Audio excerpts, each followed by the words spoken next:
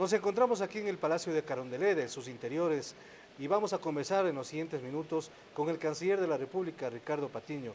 Hay temas que son muy importantes de dialogar aquí en El Ciudadano para que usted, televidente, pueda estar al tanto de lo que sucede, especialmente en las relaciones que mantiene el país, el Ecuador, con diferentes naciones. Canciller, como siempre, gracias por atender al ciudadano. Marco Antonio, muchísimas gracias. Me da mucho gusto estar con El Ciudadano, un programa y una alternativa comunicacional tan importante para nuestro país. Perdone que me le quite unos minutos solamente para decirle, yo creo que algo que ha sido fundamental en este periodo político de la Revolución Ciudadana ha sido la comunicación.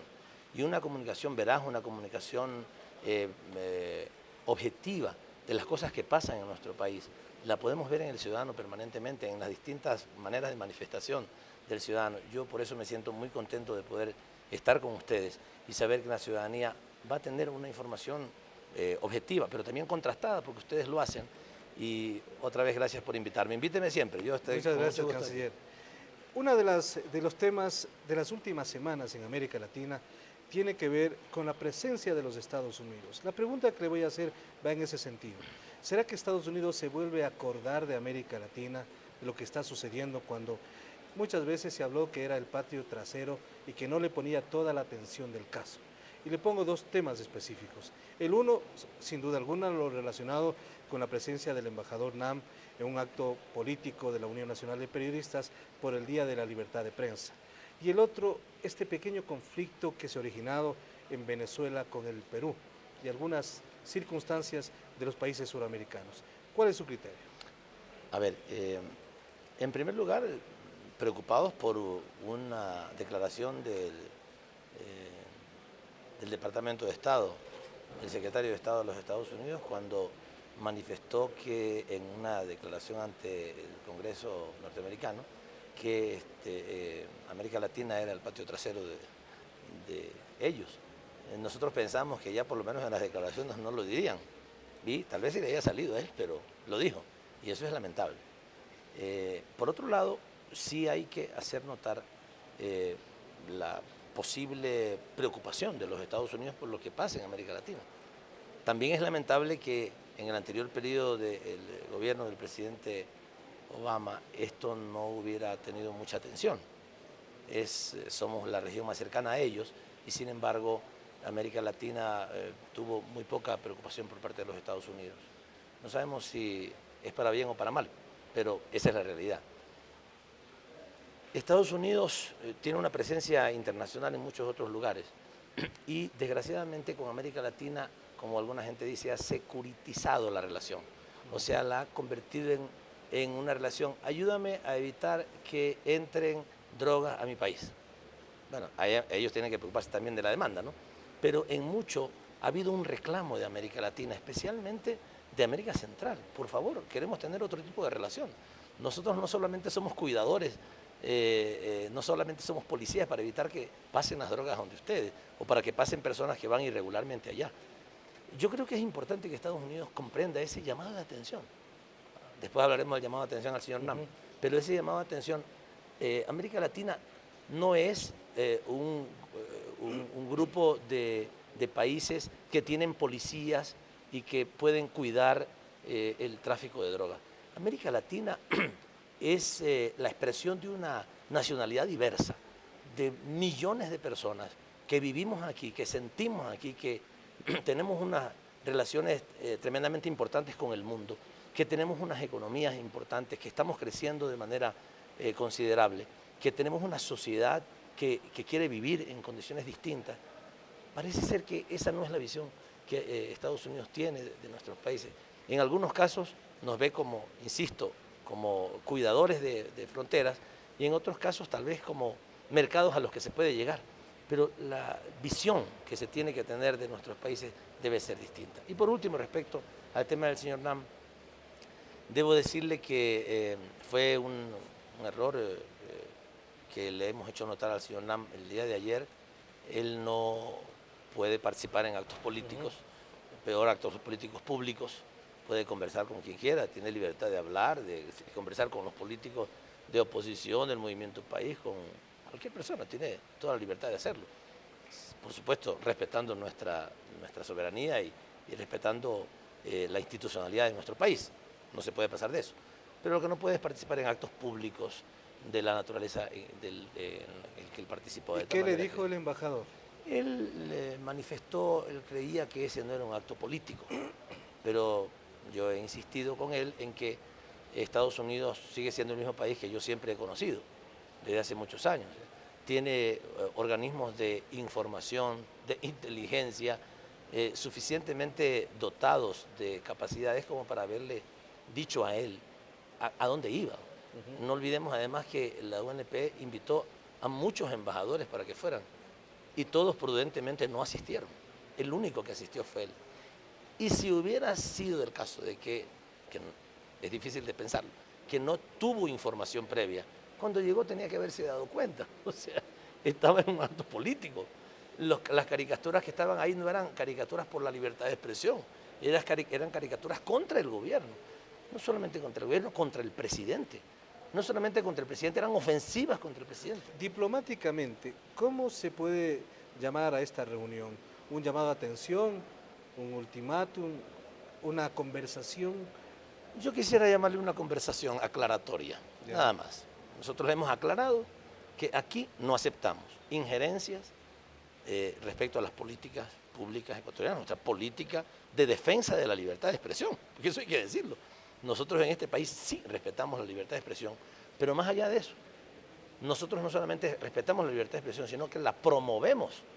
Nosotros impulsamos que otras personas, y no solamente un pequeño y selecto y elitista grupo de personas, sean los que puedan hablar, decir, opinar a través de unos cuantos periódicos y unos cuantos canales de televisión, sino que promovemos que todos los ecuatorianos, individual y colectivamente, institucionalmente, puedan tener el derecho a opinar, a hablar, a informar.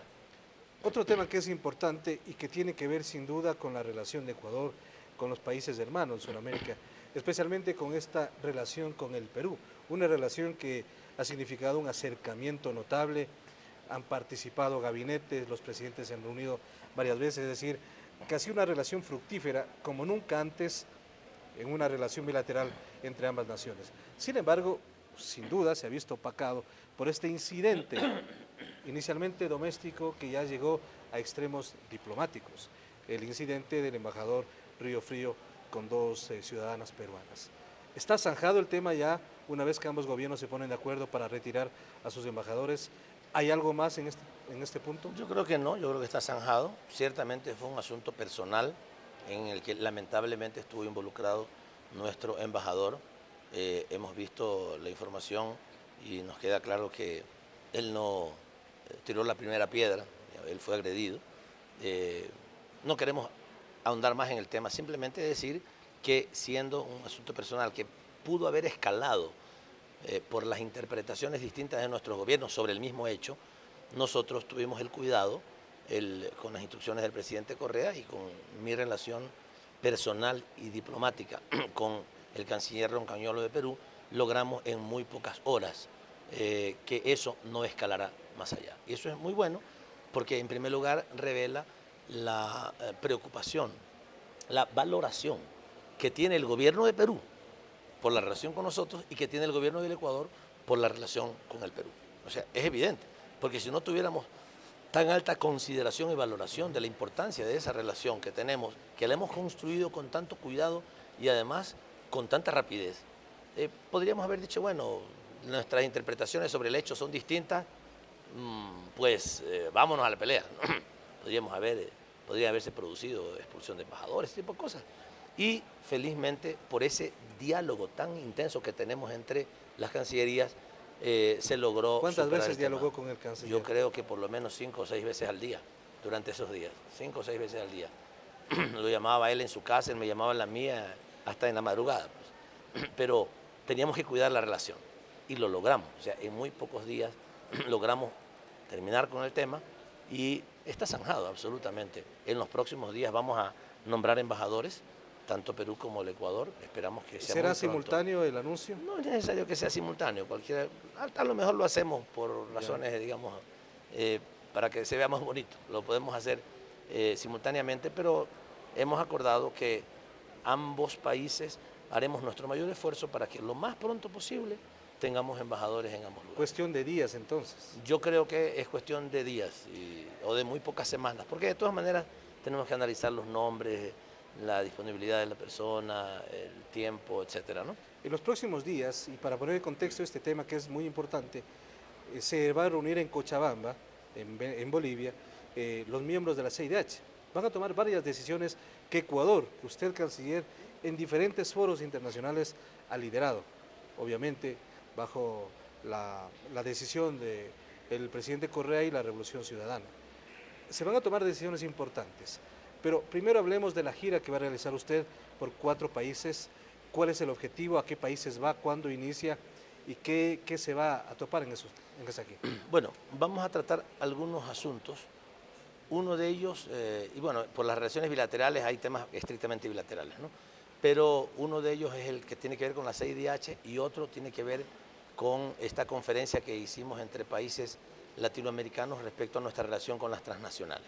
Ya. Los dos temas van a ser tratados porque en los dos el Ecuador ha tomado una iniciativa, y no solamente que la ha tomado, sino que los países cuando han venido a las reuniones le han pedido al Ecuador que continúe coordinando estas acciones, por eso nos toca hacerlo. Entonces yo voy a estar en El Salvador, en Honduras, en Surinam y en Uruguay. Por ahora estas reuniones están previstas. En el caso de Honduras ha habido un cambio de canciller, ahora es una dama la que es la nueva canciller de Honduras. Me ha llamado, me ha manifestado el interés en conversar sobre algunos temas, de tal manera que voy a atender también esa invitación de ella. Vamos entonces a estos 4 países. Es importante conversar con ellos sobre estas 2 iniciativas. En respecto a la iniciativa del Ecuador que ha ido tomando cuerpo, que implicó la venida de 12 países a nuestro país, al Ecuador, para ver cómo coordinamos de mejor manera la información que tenemos entre nosotros para poder negociar con mayor fuerza la explotación de los recursos naturales de nuestros países.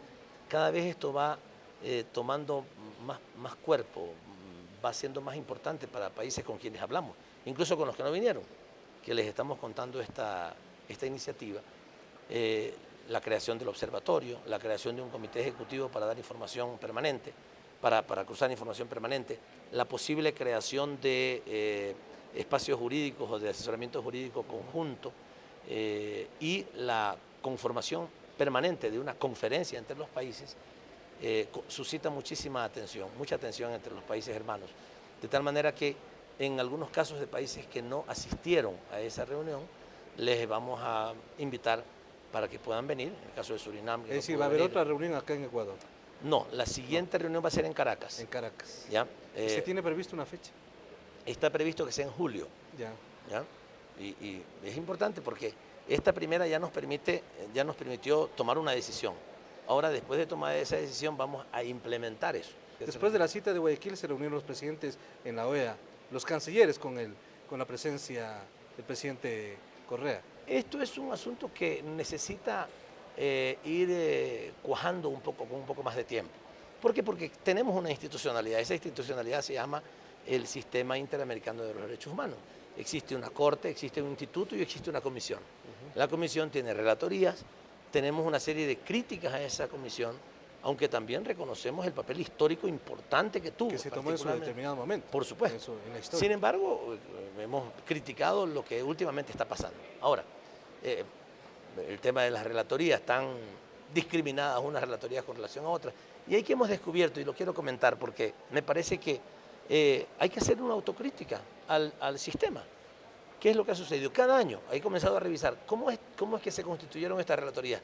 Cada año a alguien con muy buena voluntad posiblemente se le ocurría crear una nueva relatoría. Entonces ahora, los derechos de los niños, atendámoslo. Creamos una relatoría de los derechos de los niños. Bueno, hay que crear una relatoría también por los derechos de la mujer. Creemos una relatoría.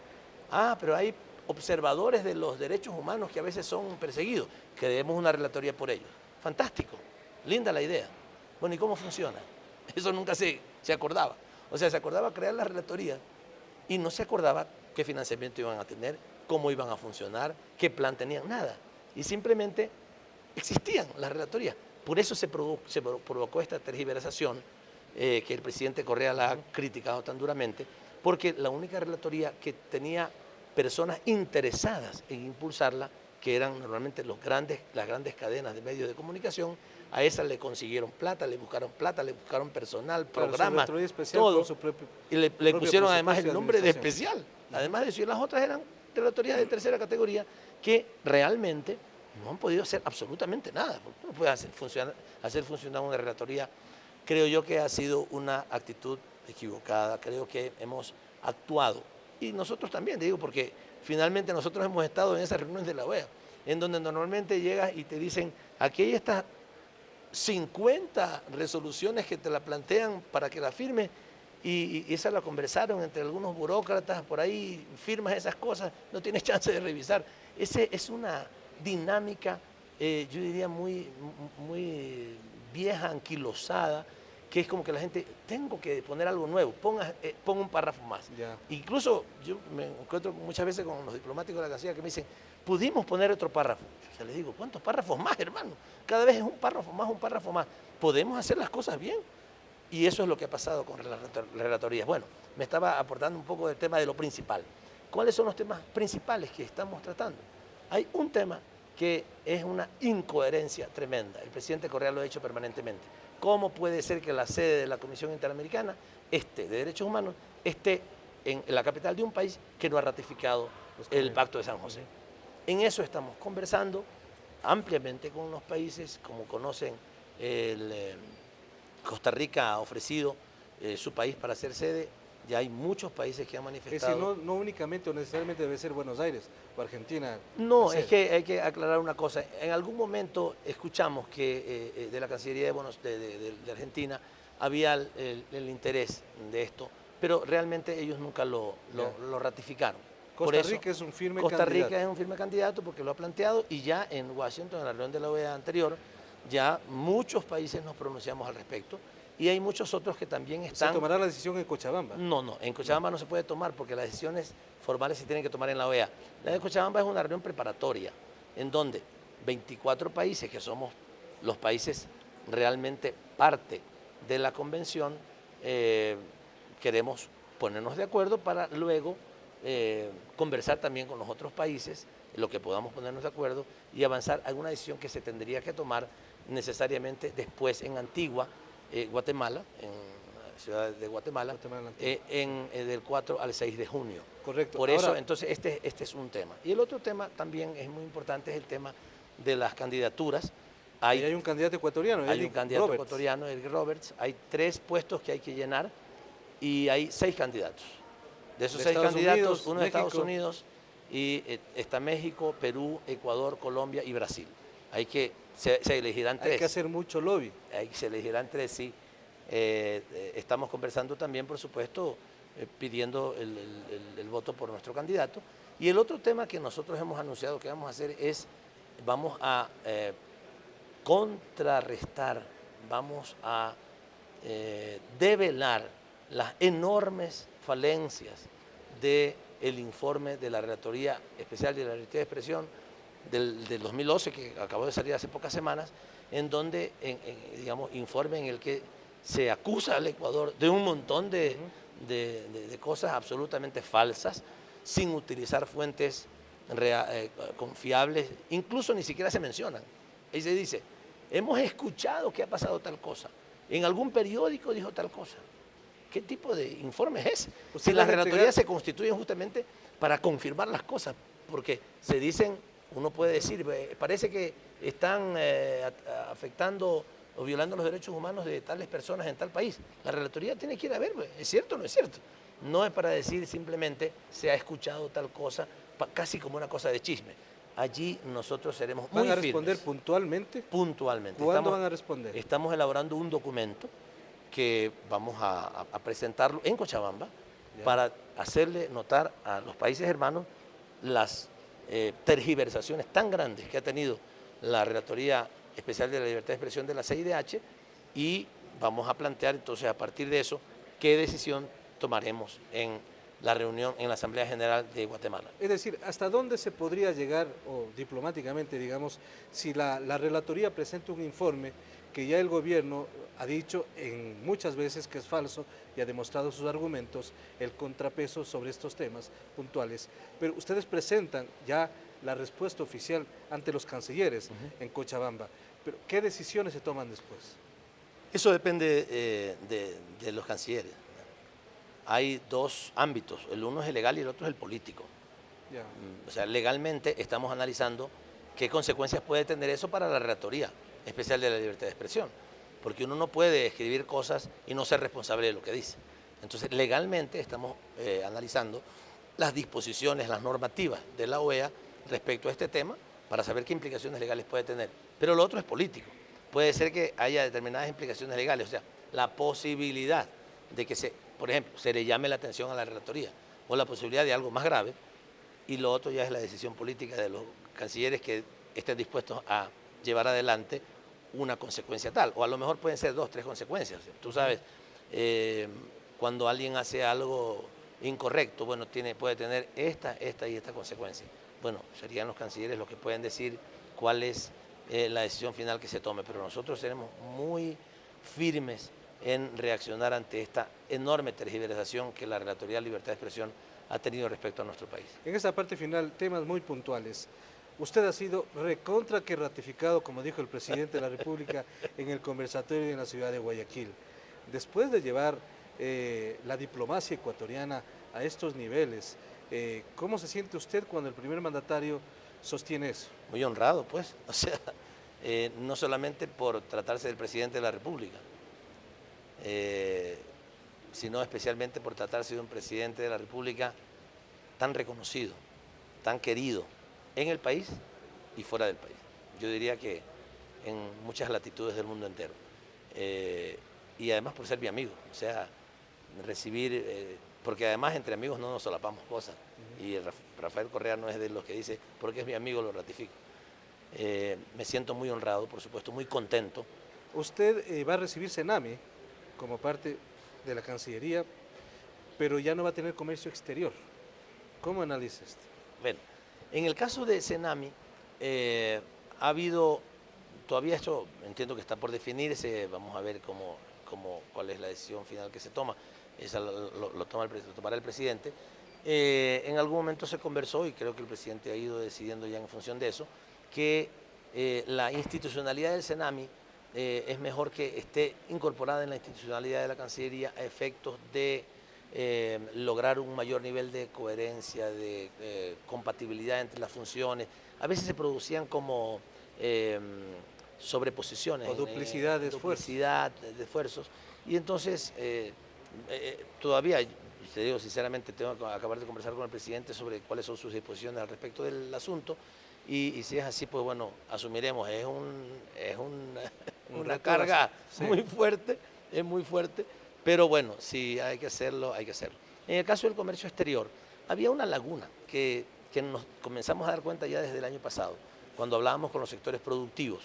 ¿Por qué? Porque cuando yo hablaba con los bananeros, con los cacaoteros, con los metalmecánicos, etcétera, respecto a su capacidad de exportación y al apoyo que nosotros desde la Cancillería le damos y le hemos dado, normalmente la primera vez lo llamamos para conversar, a ver qué les hace falta, en qué más podemos trabajar en conjunto, en negociaciones, en ferias, en misiones comerciales, etcétera. Y siempre nos daban la información, nos decían, bueno, es que tenemos algunos problemas productivos, no tenemos financiamiento, no tenemos adecuadas semillas, tenemos problemas de la comercialización, nos falta tecnología. O sea, ya era un asunto que no dependía de la Cancillería, sino que dependía del sector productivo. Era un asunto más técnico. Sí, no tanto más técnico, porque también el sector externo de promoción tiene que ver con lo técnico, sino más el ámbito era el ámbito nacional. Cómo producir mejor oferta exportable, cómo aumentar la oferta exportable, cómo mejorar la oferta exportable, porque nosotros lo que hacemos desde la Cancillería es vender lo que nos dicen aquí que tenemos. Entonces aquí había muchas dificultades en términos de la parte productiva, pero no es cualquier tipo de dificultad, porque no es la dificultad para producir en el país, sino de producir un bien exportable, lo que significa que tiene capacidad de competir en el exterior. Y en eso no había quien hiciera rectoría, es decir, a ver, ¿cómo vamos a trabajar para que esa oferta nacional de producción nuestra tenga capacidad de, en calidad y en cantidad, de enfrentarse al mercado internacional para que Cancillería nos ayude a colocar, digamos, Entonces a es muy promoverla? práctica la decisión. Sí, sí, es muy importante además porque cubre un vacío que estábamos teniendo, pero además no solamente simplemente exportar, sino de pensar en el futuro, en la agenda productiva. No se olvide que nosotros estamos decididos a no seguir siendo un país primario exportador. No podemos ser, eso nos pone muy frágiles ante el mundo. Necesitamos desarrollar la tecnología, el desarrollo científico para producir los productos del futuro, Claro. los alimentos del futuro, la industria del futuro, los servicios del futuro. Y eso, es decir, lo necesitamos nacionalmente, sí, pero especialmente a nivel internacional, para, ojalá en 10, 20 años más, ya no tengamos que estar como ahora, preocupados de la competencia internacional, sino nosotros siendo ofensivos en la competencia internacional. Y eso requiere toda una estrategia y un trabajo de coordinación que, por supuesto, yo creo que muy bien lo puede hacer un Ministerio de Comercio Exterior. De todas maneras, canciller, y así lo reconocieron muchos empresarios después de la gira exitosa por Europa, que ProEcuador ha sido o ha jugado, está jugando un papel fundamental. Uno de los empresarios decía que antes para ellos instalarse en una feria en otro país era prácticamente una obra de titanes, porque tenían que preocuparse de todo, del stand, de los contenidos. Ahora la cosa es diferente, ellos llegan simplemente con su producto, lo ponen en su vitrina y los resultados llegan, es decir, ha jugado un papel determinante para Ecuador. Yo creo que de verdad yo tengo que felicitar a María Fernanda de Luca, que es una joven profesional muy capaz, además muy comprometida con el proyecto, con este proyecto de transformación que ha sacado adelante de manera muy rápidamente a ProEcuador. No olvide que lo creamos, digamos, fue una sustitución de lo único que había aquí, que era Corpey, que era una entidad público-privada y que no tenía, no establecía o no obedecía fundamentalmente a las políticas públicas nuestras. ProEcuador ya es distinto. Creamos ProEcuador. Eso toma tiempo institucionalmente, personal, capacitación, etcétera. Todo lo que hay que hacer, políticas, mecanismos de gestión, todo lo que habría que hacer. Ampliamos nuestra presencia internacional de jefes de oficinas comerciales y los resultados en términos de exportaciones y en términos de diversificación del destino de nuestras exportaciones es fundamental. Lo logrado, incluyo los 3 años anteriores también, porque se trata de todo el gobierno en los 6 años, hemos logrado un resultado en la diversificación del destino de nuestras exportaciones fundamental. Y esto es un cambio de la tierra al cielo. Al mismo tiempo que hemos aumentado de manera muy considerable, 160, 200% de crecimiento en los 6 años, hacia el mercado norteamericano y hacia el mercado europeo, el crecimiento hacia el mercado asiático ha sido del 400%, hacia América Latina ha sido también muy superior. Entonces, a pesar de que en todos crecemos, sin embargo, la composición del destino de nuestras exportaciones ha cambiado en forma tal que es muy beneficioso para nosotros. Ha disminuido aproximadamente en 6% el peso que tiene Estados Unidos como receptor de nuestras exportaciones y la Unión Europea ha disminuido también aproximadamente en 5%.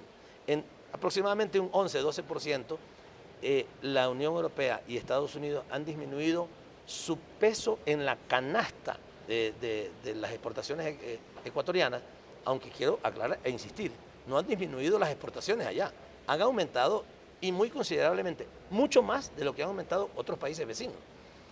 Pero eso nos ha permitido que aumente relativamente el peso de Asia, de Rusia, del Medio Oriente, de América Latina, y eso es fundamental, porque, digamos, supera aquello que nosotros hemos dicho, yo lo vengo diciendo desde el primer día que me instalé en la Cancillería, aquello de poner todos los huevos en una sola canasta. Cuando tú pones todos los huevos en una sola canasta, corres riesgos enormes y tienes una gran fragilidad. Ahora el Ecuador ya va perdiendo esa fragilidad y va ganando en autonomía y en independencia, y eso es fundamental. Canciller, como siempre, gracias por atender al ciudadano. Hemos revisado temas muy importantes y de fondo, porque muchas veces se queda en el tema coyuntural. en lo del momento, pero hay asuntos de Cancillería y de Relaciones Internacionales muy de fondo, y aquí hemos abordado. Gracias por la atención. Gracias a ti, mi hermano. Hemos conversado con el canciller de la República, Ricardo Patiño. Hemos pasado revista a diferentes temas que son de mucho interés para el país. Muchas novedades y muchos asuntos seguirán siendo discutidos próximamente. Hacemos una pausa, regresaremos más aquí en El Ciudadano TV.